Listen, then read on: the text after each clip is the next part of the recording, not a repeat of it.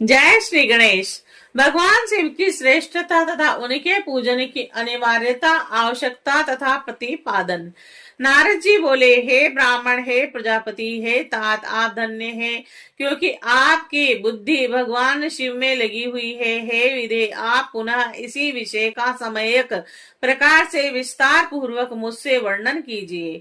ब्रह्मा जी बोले, हे तात, एक समय की बात है, कमल से उत्पन्न होने वाले मैंने चार ओर से ऋषि और देवताओं को बुलाकर प्रेम पूर्वक सुंदर और मधुर वाणी में कहा, यदि आप सब नृत्य सुख प्राप्त करने की इच्छा रखते हैं और नृत्य अपने मनोरथ की सिद्धि चाहते हैं तो मेरे साथ क्षीर सागर के तट पर आए।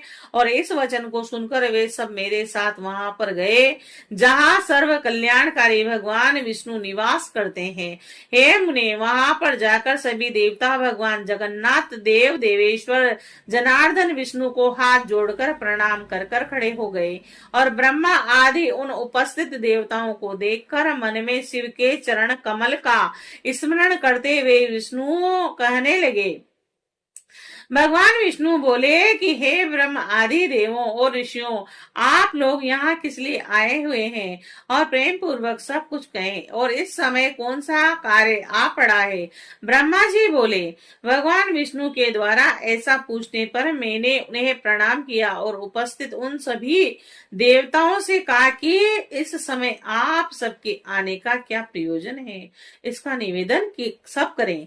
देवता बोले, हे विष्णु, जिनकी सेवा से जिनकी जिसकी सेवा है, जो सभी दुखों को दूर करने वाले हैं और जिसको कि हमें नृत्य करना चाहिए। देवताओं का यह वचन सुनकर भक्त वत्सल भगवान विष्णु देवताओं सहित मेरी प्रसन्नता के लिए कृपा पूर्वक यह वाक्य कहने लगे।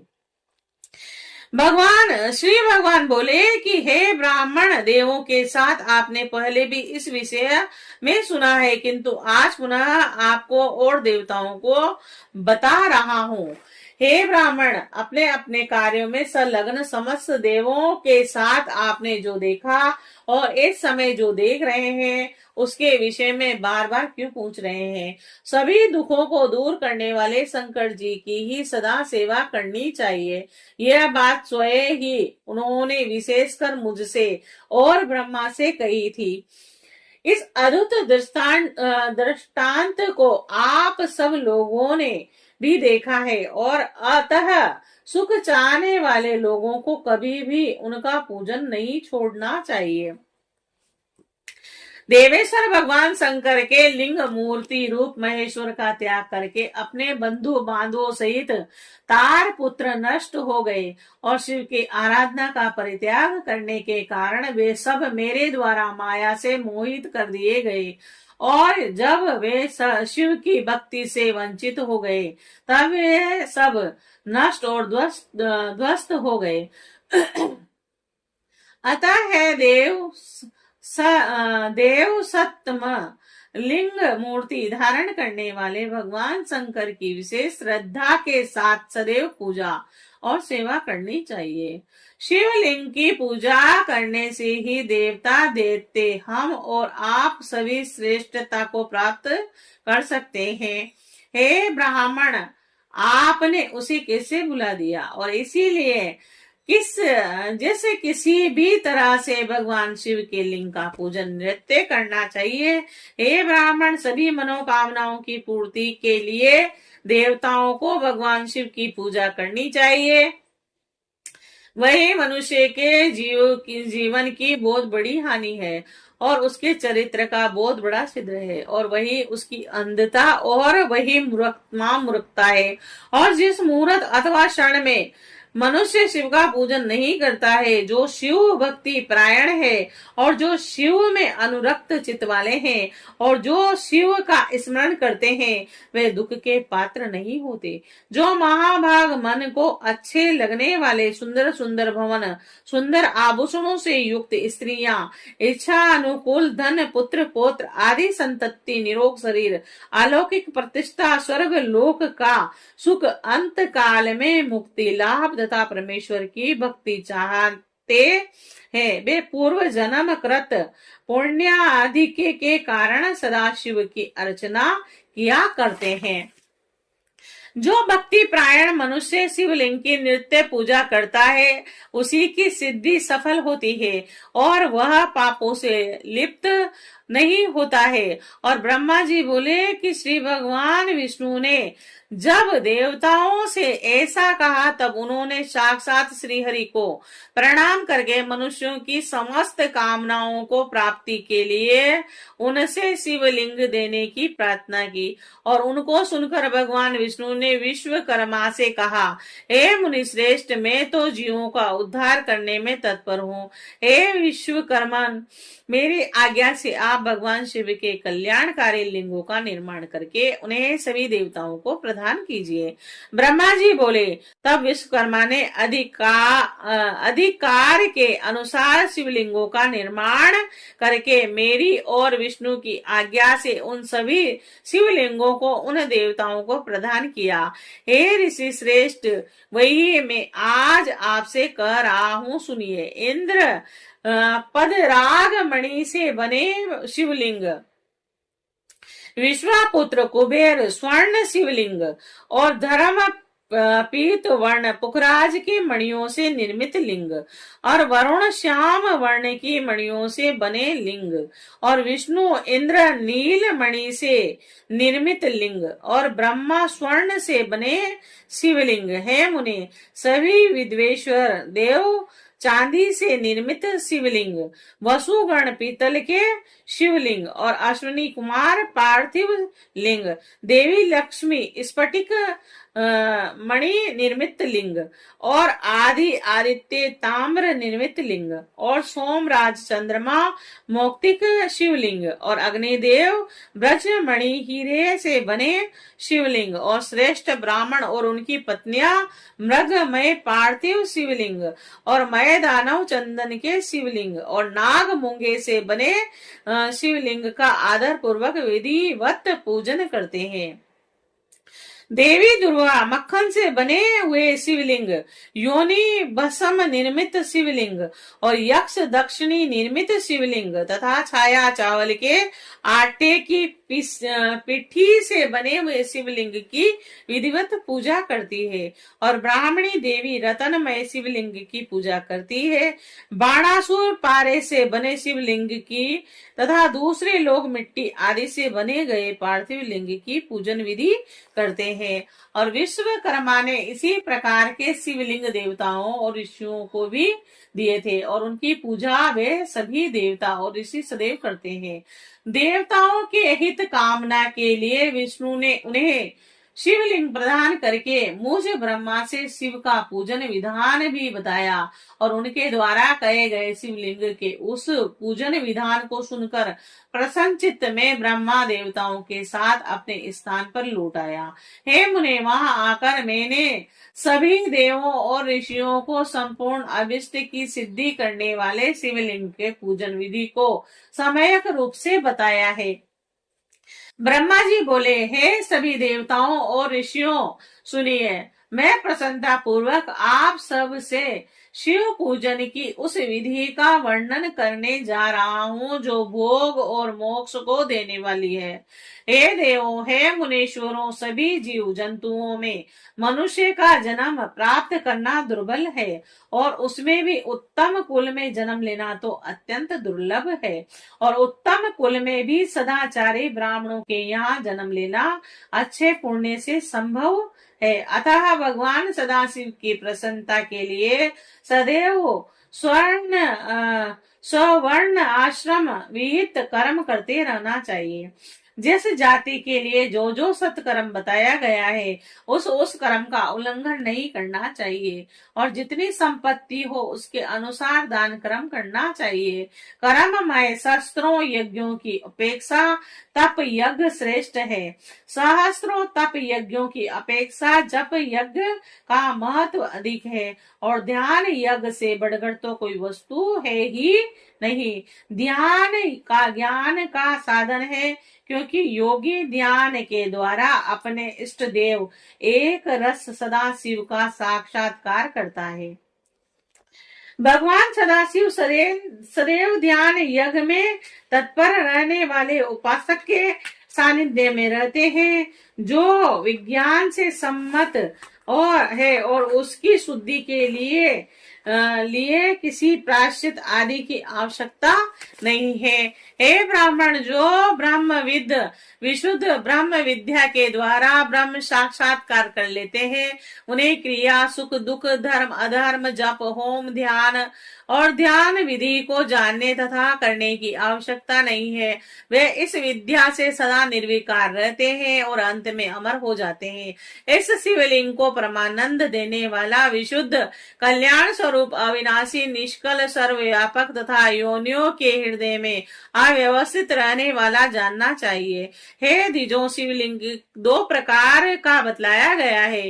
बाह्य और अभ्यंतर ब्रह्म लिंग को स्थूल एवं अभ्यंतर लिंग को सूक्ष्म माना गया है। जो कर्म यज्ञ के तत्पर रहने वाले हैं, वे स्थूल लिंग की अर्चना में रत रहते हैं। सूक्ष्मता शिव के प्रति ध्यान करने में आसक्त अज्ञानियों के लिए शिव के इस स्थूल विग्रह की कल्पना की गई है, और जिनको इस आध्यात्मिक सूक्ष्म लिंग का प्रत्यक्षीकरण नहीं होता है, उस स्थूल लिंग में एवं सूक्ष्म लिंग की कल्पना करनी चाहिए, और इसके अतिरिक्त अन्य कोई उपाय नहीं है। ज्ञानियों के लिए सूक्ष्म लिंग की पूजा का विधान, जिसमें ध्यान की प्रधानता होती है, ध्यान करने से उस शिव का साक्षात्कार होता है जो सदैव निर्मल और अव्यय रहने वाला है। जिस प्रकार अज्ञानियों के लिए स्थूल लिंग की उत्कृष्टता बतलाई गई है, उसी प्रकार ज्ञानियों के लिए इस सूक्ष्म लिंग को उत्तम माना गया है।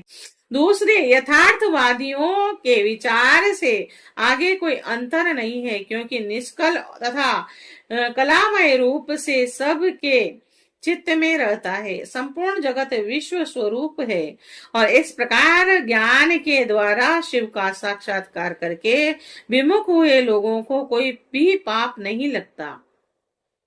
उनके लिए विधि, निषेध और विहित अविहित कुछ भी नहीं है। और जिस प्रकार जल के भीतर रहते हुए भी कमल जल से लिप्त नहीं होता है, उसी प्रकार घर में रहते हुए भी ज्ञानी पुरुष को कर्म अपने बंधन में बांध नहीं पाते। और इस प्रकार का ज्ञान जब तक मनुष्य को प्राप्त न हो जाए, तब तक उसे कर्म विहित स्थूल या सूक्ष्म शिवलिंग का निर्माण आदि करके सदाशिव की ही आराधना करनी चाहिए।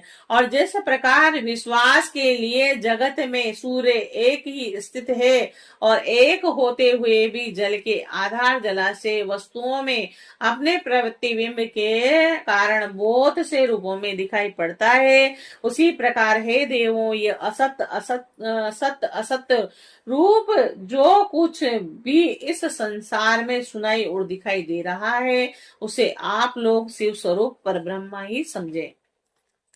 जल तत्व के एक होने पर भी उनके संबंध में जो भेद प्रतीत होता है, वह संसार में समयक विचार न करने के कारण ही है। ऐसा अन्य सभी वेदांत तत्वज्ञ भी कहते हैं। संसारियों के हृदय में सकल लिंग स्वरूप साक्षात परमेश्वर का वास है। ऐसा ज्ञान जिसको हो गया है, उसको प्रतिमा आदि से क्या प्रयोजन है। इस प्रकार के ज्ञान से हीन प्राणी के लिए शुद्ध प्रतिमा की कल्पना की गई है, क्योंकि ऊंचे स्थान पर चढ़ने के लिए मनुष्य के लिए आलंबन आवश्यक बतलाया गया है। जैसे आलंबन के बिना ऊंचे स्थान पर चढ़ना मनुष्य के लिए अत्यंत कठिन ही नहीं, सर्वथा असंभव है, वैसे ही निर्गुण ब्रह्म की प्राप्ति के लिए प्रतिमा का अवलंबन अवश्य कहा गया है। सगुण से ही निर्गुण की प्राप्ति होती है, और ऐसा निश्चय है। और इस प्रकार सभी देवताओं की प्रतिमाएं उन देवों में विश्वास उत्पन्न करने के लिए होती है। ये देव सभी देवताओं से महान है, और इन्हीं के लिए यह पूजन का विधान है। यदि प्रतिमा न हो तो गंध, चंदन, पुष्प आदि की आवश्यकता किस कार्य सिद्धि के लिए रह जाएगी।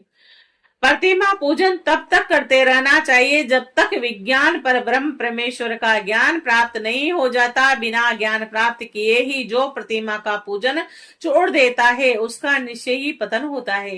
हे ब्राह्मणों, इस कारण आप लोग परमार्थ रूप से सुने।